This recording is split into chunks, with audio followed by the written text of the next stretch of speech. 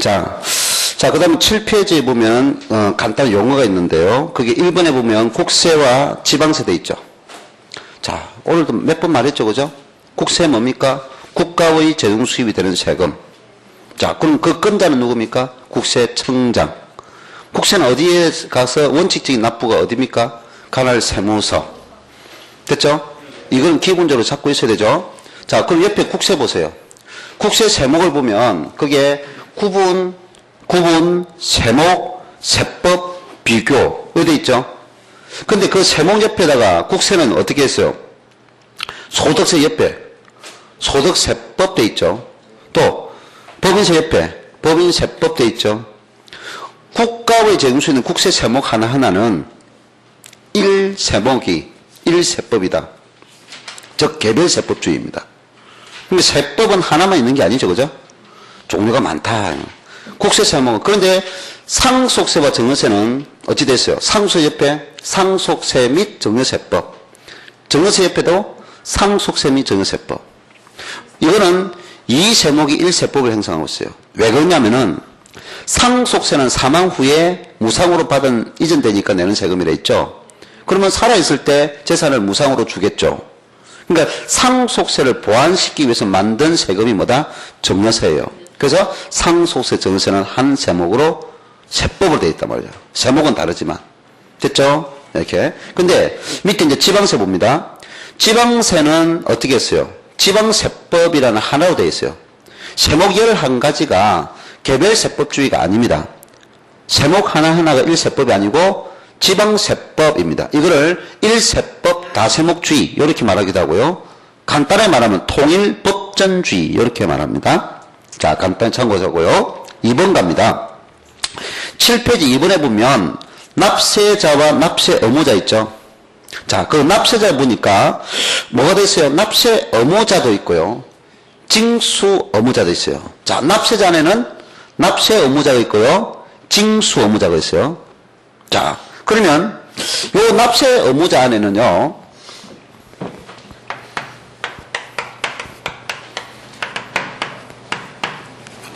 의무자는 자, 담세자인 납세 의무자도 있고요. 담세자인 납세 의무자도 있고 담세자가 아닌 납세 의무자도 있죠. 그럼 이걸 아까 말했죠. 담세자인 납세 의무자다. 담세자인 납세 의무자 같다 이 말이죠. 직접세. 그러면 담세자가 아닌 납세 의무자도 있다 있죠. 그럼 간접세죠. 자, 그러면 이런 납세 의무자가 옆에 뭐라 했어요? 본래 납세 의무자, 연대 납세 의무자, 그 다음 제2차 납세 의무자, 납세 보증인 이런 제도가 있는데, 자, 밑에 이제 징수 의무자 있어요. 징수 의무자, 특별 징수 의무자, 대리납부 의무자, 그 다음 원천 징수 의무자 이런 사람들이 있어요. 징수 의무자. 그러면 납세 의무자는 뭐가 따른다 했어요? 의무가 따르죠. 뭐에 대한 납세 조세 세법에 정한 납세 책임이 따릅니다. 근데 징수 의무자는 담세자가 없습니다. 징수 의무자는 뭐가 없다요? 담세자가 없어요.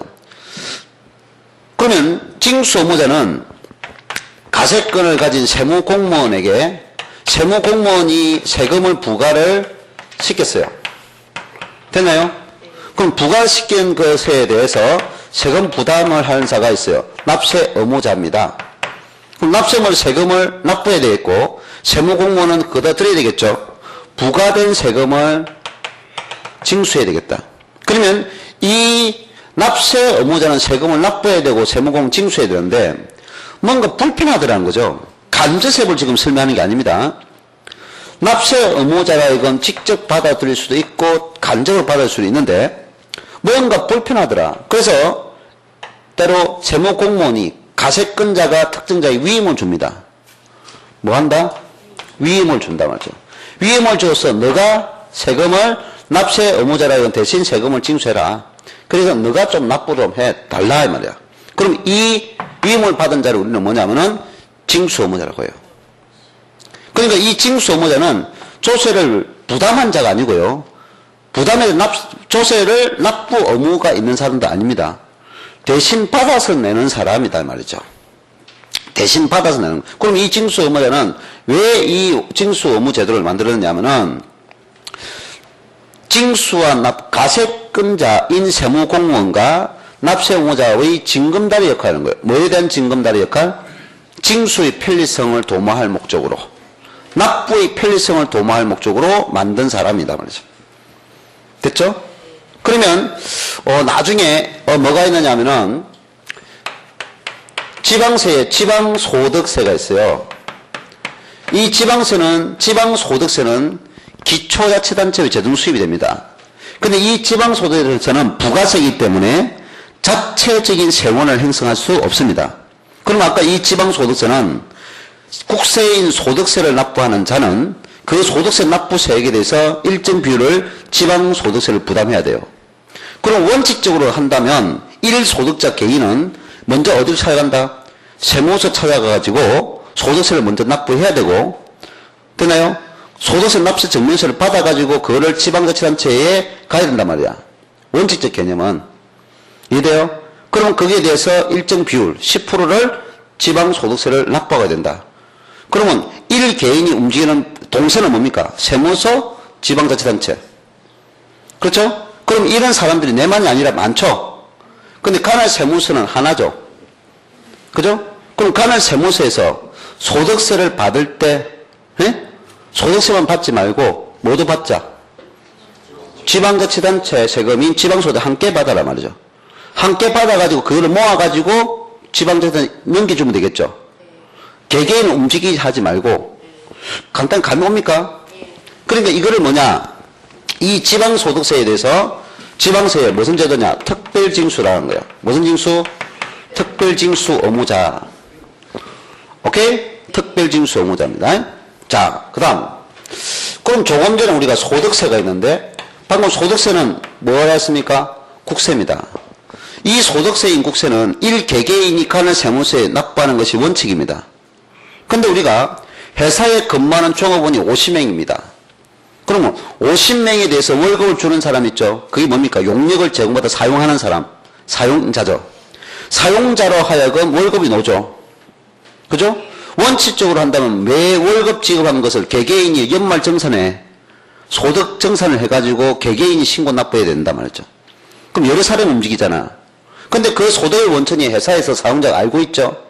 그러면 매월 소득세를 지급할 때 일정 소득세를 뗀단 말이죠. 알겠어요? 그래서 개개인 다 움직이지 말고 어차피 소득 원천이 회사에서 나오기 때문에 원천징수한 세금을 이름을 적어서 전부 다 뭡니까? 한 사람이 지금 신고해라 말이야. 그러면 징수의 편리성도 있고 납부의 편리성도 있죠. 그걸 우리가 소득세에 대해서 무슨 제도냐? 사용자라 이건 원천징수 납부케 한다. 원천징수 의무자라 말이죠. 됐나요? 원천징수 의무자, 특별징수 의무자, 또는 대리납부 의무자. 그 징수 의무자는 담세자가 있어요, 없어요? 이건 담세자 아닙니다. 대신 징수 납부하는 자를 말합니다. 뭘 도모할 목적으로? 징수의 편의를 도모할 목적으로 만든 제도. 그래서 어차피 징수 의무자도 세금 납부해야 되고 납세 의무 책임자도 납부를 해야 되죠. 이겁니다. 자, 그 다음에 납세 의무자 안에는요. 납세 의무자 안에는 자 밑에 2번 보세요. 연대 납세 의무자 있어요. 자, 연대 납세 의무자는 하나의 세금에 대해서 본래의 납세 의무자가 2사람 이상입니다. 2사람 이상이 공동 책임을 져는데 거기에서 포인트는 전액입니다. 뭐라고요? 전액에 대해서 납세 의무가 있다. 자, 취득세가 있어요. 취득세 세금이 하나입니다. 이게 500만 원인데 요 취득세 지금 부담할 자가 각각 을입니다. 각각 을입니다. 그럼 각각 을이 지분이 50% 50분이고 50% 지분이다 말이야. 그럼 원칙적 개념에는 각각 50% 부담한다 말이야. 그럼 50% 부담하면 아무 문제점이 없는데 그 한 사람이 지금 납부를 안 했습니다. 그럼 누구한테? 나머지 갑에게 전부 책임이 있다는 거야. 반대가 될 수도 있고요. 그럼 반대로 갑과 을이 원래는 얼마 부담해야 된다? 250만 원, 250만 원 부담해야 되는데 갑이 을 모르게 그냥 세금 다 내버렸어. 500만 원. 그러면 자연스럽게 을도 납세무가 소멸한단 말이죠. 그게 뭐냐면 연대 납세무라고요. 연대 납세무자는 처음부터 전액에 대해서 책임이 있다. 그게 포인트가 뭐다? 전액, 각각 독립해서 전액. 됐나요? 그래서 공동 책임이 따른다. 자, 그 다음. 이번 3번에